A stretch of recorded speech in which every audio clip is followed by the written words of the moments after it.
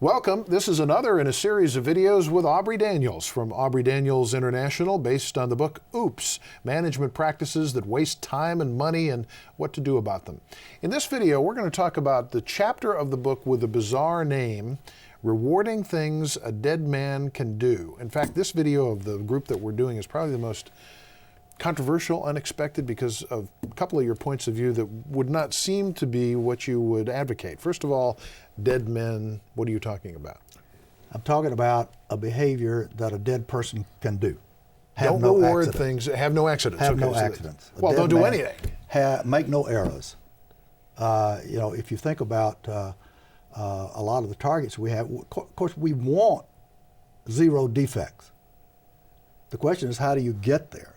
And if you reward people, for example, in safety programs, they will have 1 million hours out of lost time accident. Well, a dead person doesn't have accidents. So we actually have a celebration over things that people could do if they did nothing. Okay, so this is what the controversial part of this chapter is in my mind. Does that mean that you're promoting defects, that you're promoting practices that are not safe? What are you doing? What we want to do is we want to focus on doing things safely 100% of the time. Now, while that may seem like a semantic, game, it really isn't, because in fact you look at different things. If you're looking at trying to find defects rather than trying to increase defect-free product, you focus on different kind of activities. And it's much more productive when you do that. Cost of living adjustments sneak into this chapter. Cost of living adjustment means, of course, I'm going to get a pay raise this year because inflation, although inflation's not a problem right now, nevertheless, there's some sort of mechanism built in so that everybody gets a pay raise on the first of the year or whenever, based on cost of living. Yeah, well, that's the point, that we have too many ways that we give people money where it increases our expenses without increasing our output. And cost of living adjustment is that. It rewards dead man behavior. You get it whether you're productive or whether you're not. Much better to pay for performance than to pay for time, putting in time. And most of the things where we do things across the board violate the dead man's test. This segues into something else that an awful lot of companies do in an effort to try to get more productivity out of their people, to grow their people. They set what's called a stretch goal. Define that. Stretch goal is where we have a goal and then we say, well, let's see if we can't stretch ourselves to accomplish more. Stretch goals, if you look at the research, are goals that are reached less than 10% of the time. Now, why would you ever set a goal that you expect to reach less than 10% of the time? I get more pushback from executives on this point than any other point in the book. So what do you do? I mean, obviously you want to grow your revenues X% aggressively above and beyond the market because you're really good. Yeah. Well, the idea is that that promotes this is that we think that stretch goals actually are going to cause them to do more than they otherwise would. Because it's a goal. Exactly. Now, the research is absolutely clear on this. Many small goals outperform few large goals. You see, we can have an aim of 6 Sigma. I don't have a problem with that. But we manage day to day on making sure that we positively reinforce improvement.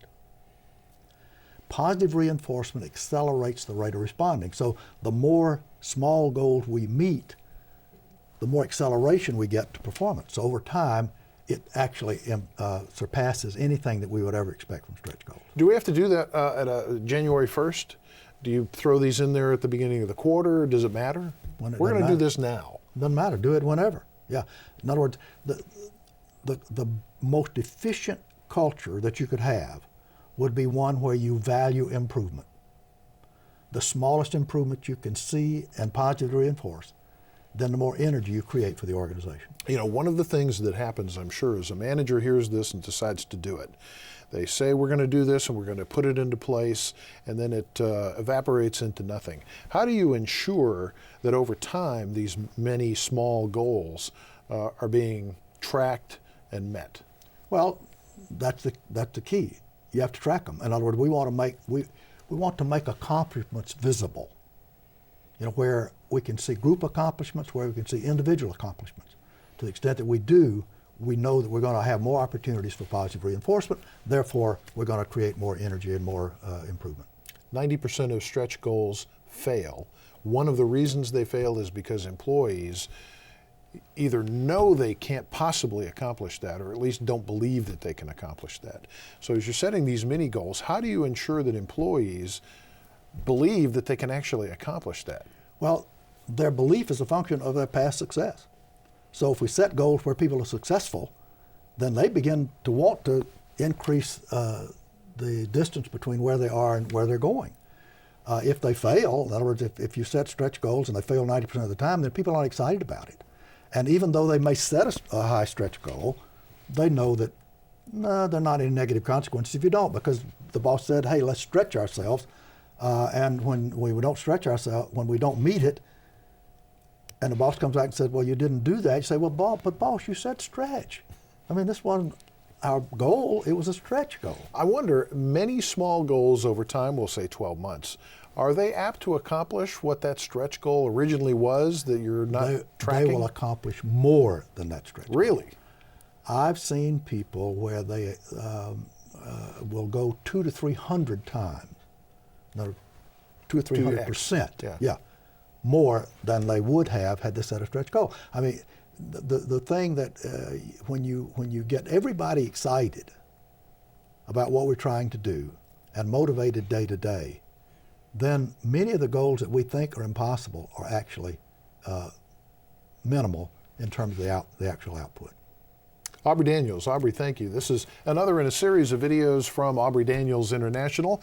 It's based on the book, Oops, Management Practices That Waste Time and Money and What to Do Instead. Available now online at aubreydaniels.com.